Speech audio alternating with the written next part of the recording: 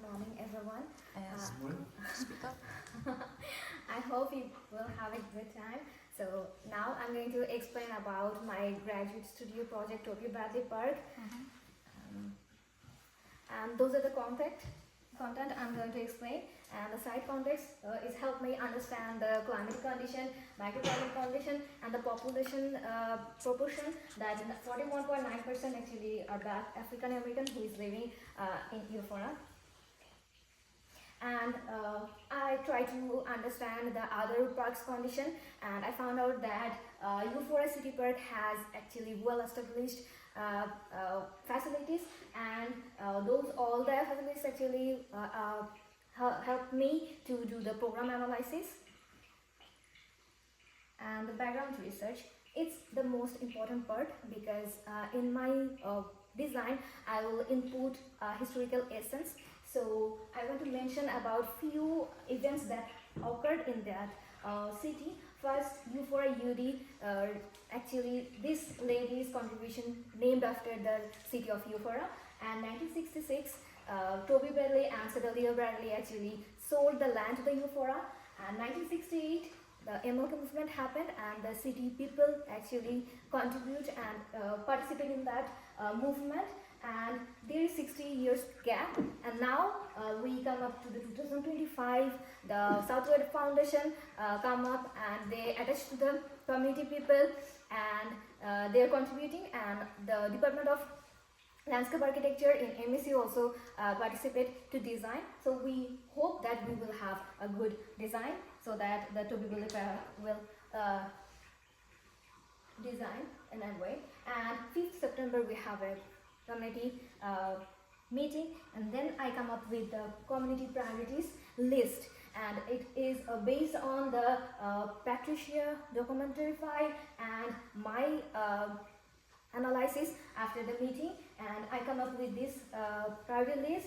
And the most priorities the community people have the history, swimming pool with active indoor activities area, and sports activities.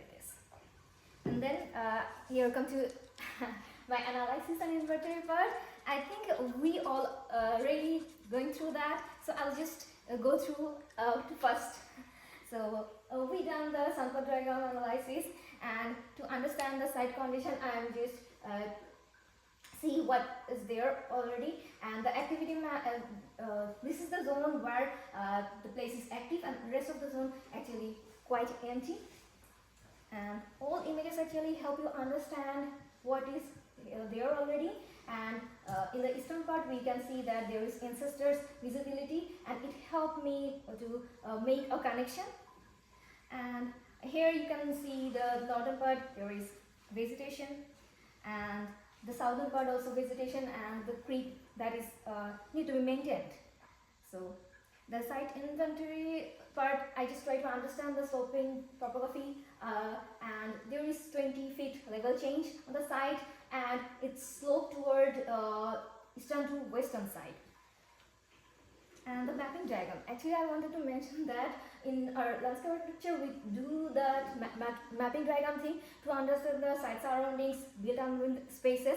It's kind of an analysis. So the this activity map actually showcases that school is on the eastern side, this is the landmark, and the rest of the area is residential zone.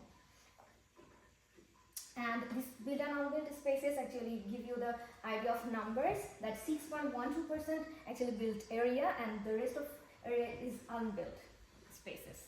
And this diagram actually, land use map, help you understand the number of the residential zone and rest of the other zones. This is the road vertical map. It guide you actually that the secondary street is actually the entrance, and the secondary street is connected to the main street, and you can use those way to enter the site. The SWOT analysis. So I just try to figure out what is the strength, weaknesses, opportunities, and threats of the site. The strength of the site, it has 2 basketball court which has history, so I want to preserve it. and the surroundings areas, the vegetation thing, and the weaknesses actually there is no history. Essence right now on the side, and one accessibility, and the opportunity is that's mostly vacant space, and the threat is that the night time it's not already secured, and lack of community facilities actually may hurt the community people. So we really need to design in a way that it could be more community engaged. And the preliminary design, I do 3 case studies. So first case study I have done it based on the participatory thing, because my project is also aligned with the community participation. So I just try to understand how those kind of project design. And the second case study helped me understanding how I can design the whole playground for all generations, and the historical wall concept. It's helped me build up from this project.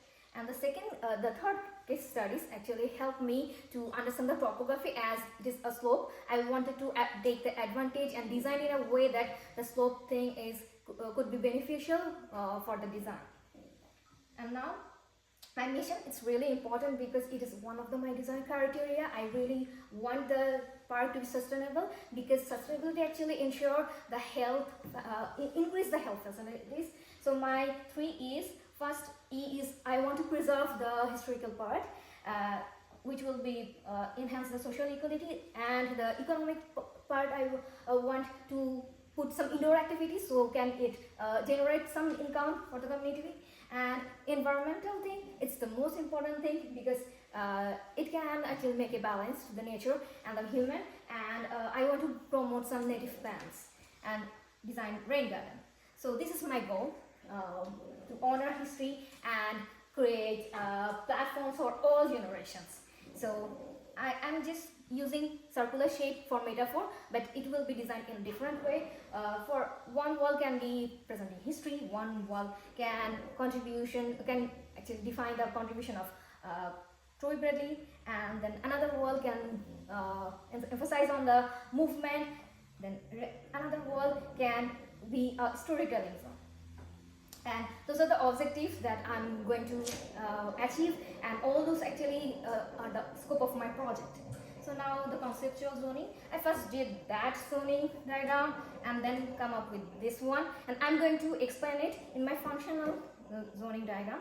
So I did the program analysis. It helped me understand how many parking it will be required, what will be the proportion of the basketball court, everything. So it's really important to actually do the exact regular size thing.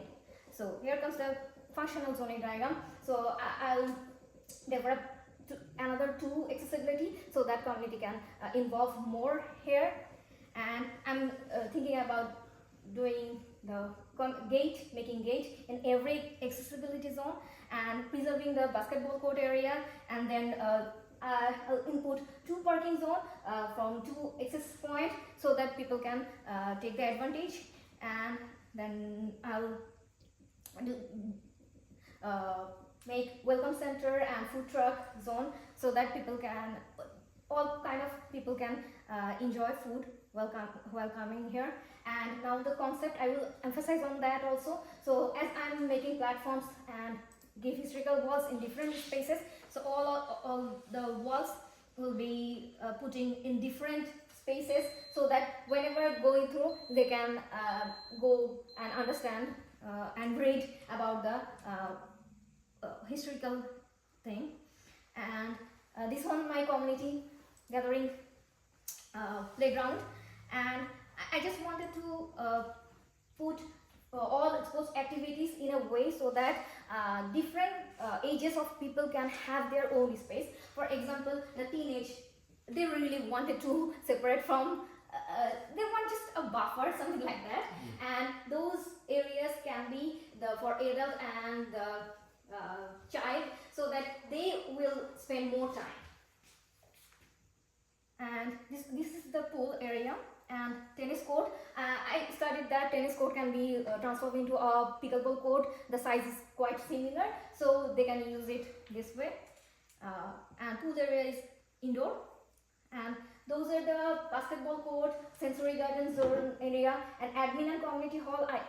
previously mentioned that admin and community hall area there can be classroom for training center, and this is the splash pad zone. Walking trail. So I want people to just come up in the afternoon, or to just have their recreational time. So I will be designing a walking trail, rain garden, and resting zone so that they can take the advantage of the creek. And this is the bridge.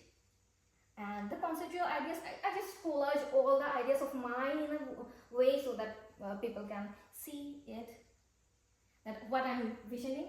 And my next step would be design development phase and doing the final presentation what I'm going to design so that you can see. And thank you for listening. If you have any questions.